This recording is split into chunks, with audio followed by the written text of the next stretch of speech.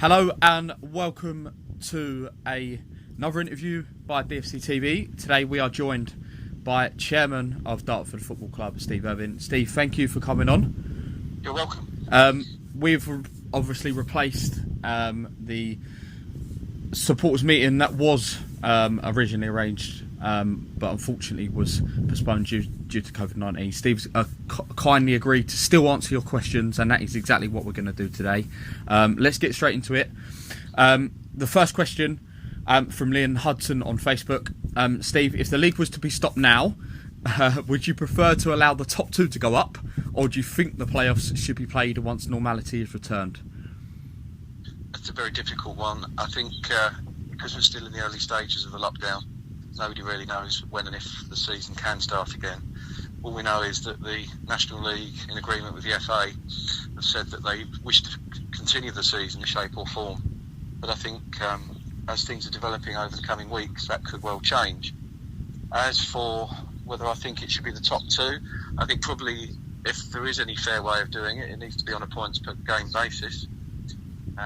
If there's time to play the playoff games and not play any further league games, then the points per game would seem to be the fairer way of doing it.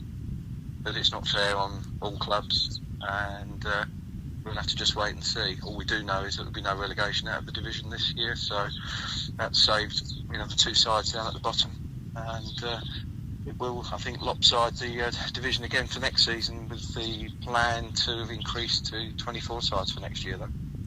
Yeah, a quick question for myself, Steve, before we go on to the next ones. If that is the case, that the National League stops and the season doesn't carry on, and obviously below us, the seasons have kind of just been null and void and been cancelled. Is it frustrating from your point of view that, from all the hard work that we've done since certainly Steve King's come in, from going pretty much fourth bottom up to the playoffs, is it frustrating that maybe potentially we might not be able to continue? Yes, of course it is. I think it's going to be frustrating for many clubs. We've had a fantastic run of games since Steve came in. I think we're still top of the form chart. I think for upwards of 25 games we've maintained that position, which is fantastic. Steve's built a squad of players that have gelled very quickly, and despite the high turnover or the high income of players in a short space of time, they all stepped up to the plate and looked like a team from day one. So all that hard work, if the season were to end now and nothing happened, then yes, of course, it's been a wasted season. But there are more important things in life, and everybody's health and fitness is the priority. We'll have another season to fight on if we don't get to finish this one. Cool, so that leads me perfectly on to the next question. Steve Kennedy asked, how have the club been funding all the players coming and going this season? Been a lot of players used this season, so how have the club financially juggled this?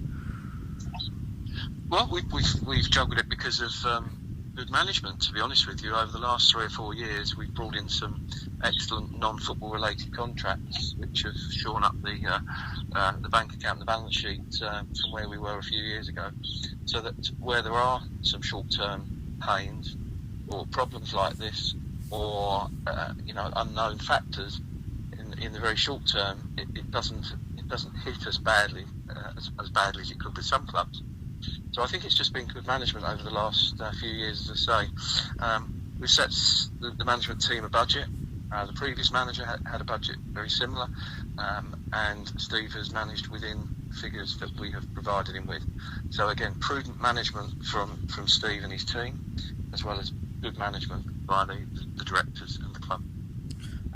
So your next question, out of context, Dartford asks, what would the club change if promotion happens to try and ensure that we can establish ourselves in the league above when we get there?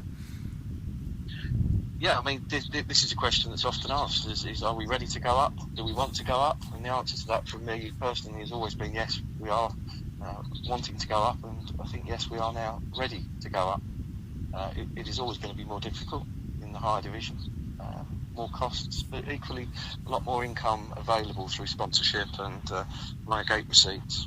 So I think we're ready in terms of the stadium, the structure, the financial situation that the club is in has got itself into, means that we are probably better placed to go up and stay up.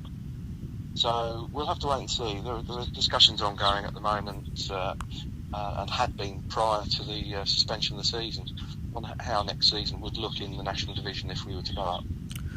That leads perfectly onto the next question. DFC Danny asked, when and if we got promotion, would the club be looking and ready to go to full time? Yes, I think we feel we are. That full time, as it's called, has various guises. Full time doesn't necessarily mean 5 days a week. It could mean 2 or 3 days a week. It could mean 3 evenings a week, or all sorts of ways in which a full time club can be run. So, as I say, we're in the middle of discussions with Steve King at the moment to decide if we go up, which is the best route. If we don't go up, which is the best route. They're very fluid situations, but the simple answer is we're in the best position we could be to go up for the future. And that probably answers the next question from Taylor. During, of course, this current crisis, we've seen a lot from the footballing world that clubs will struggle and are struggling financially. How are Dartford financially during this current situation? Well, as I've already said, the financial situation is better than it's been for a long time. So, in the short term, we're managing to carry on without too much difficulty. But we have got some decisions to be made over the course of the next few weeks and months, depending on how long the suspension goes for. We are looking at all the facilities that have been made available by the government in terms of the business rate grants, the job retention scheme, as well as the loan scheme that's out there. So there are 3 forms of application that we are looking at to bring funds in to hopefully keep the players on board. And also you've got to think of the staff that we have. Yeah. Everybody's been paid up to date for the end of this month. So it gives us a cushion for the next few weeks to decide what happens next. But our intention is to make use of the facilities that have been made available to us. And hopefully with that, and not too long a break, we'll get through this fine. Yeah. Last question comes from James Taylor.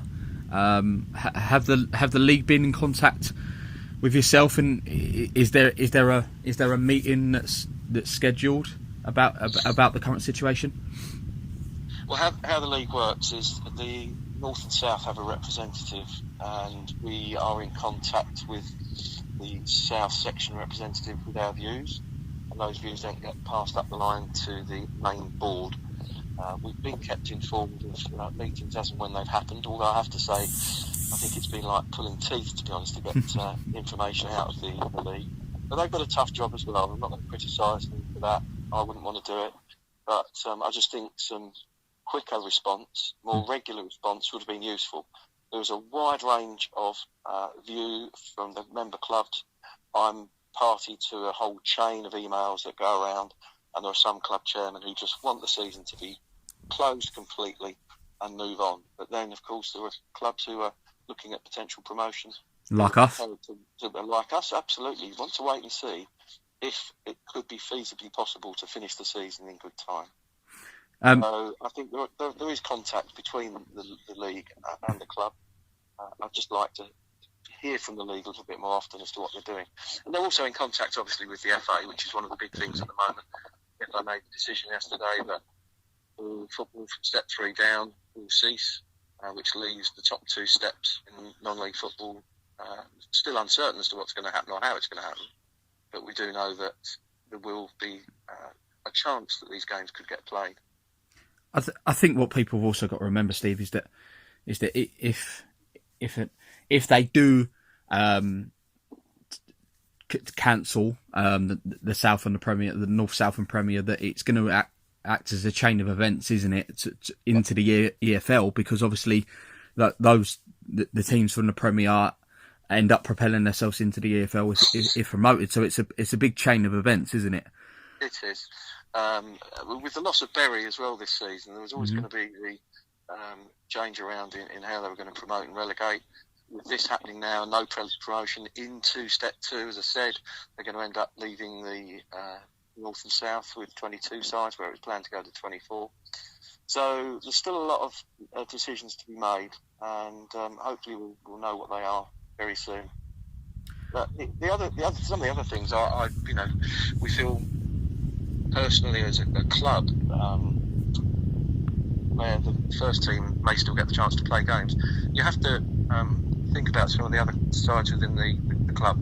The Whites in the National League Academy League Division, the season has been finished and we were top of the league, so that everything gets expunged. All the hard work boys have put into this season will be fruitless. At the moment, girls' sides, the first team particularly got the 2 cup finals that were coming up. As far as we know, they've said that the counties still have to decide on the way in which they finish the season. And it could be that they will fix cup finals for later on into the summer. And of course, from us at the first team point of view, that would include the senior cup final.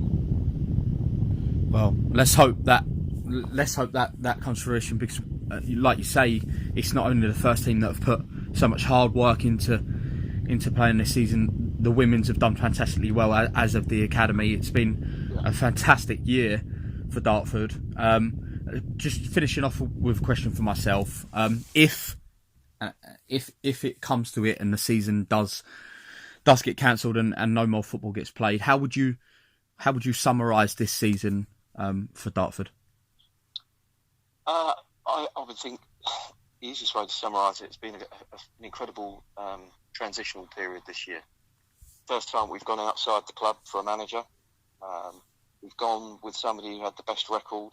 So it was a brave and bold move from our point of view, but also many people would say it was the obvious move. The season started off really poorly, but turned around very quickly. So we're delighted with the way things have gone, which makes it even more difficult to accept that the season might finish off with nothing happening. But I think it's been a good season. The crowds are up. The work around the club, within the community, the youth development, the junior section, the women's section, everything has gone in the right direction. So it will be a big shame if things finish now and nothing more happens, but let's wait and see. And do you think does it make you doubly motivated if it gets cancelled to go again next season and go that one and go even further with it? Oh, absolutely. I think if there's no more football this season, the start of next season, there's going to be 2 or 3 sides who are going to be hot favourites. But being 2 or 3 sides, that's going to make it even more interesting, because I'd like to think we could be one of them.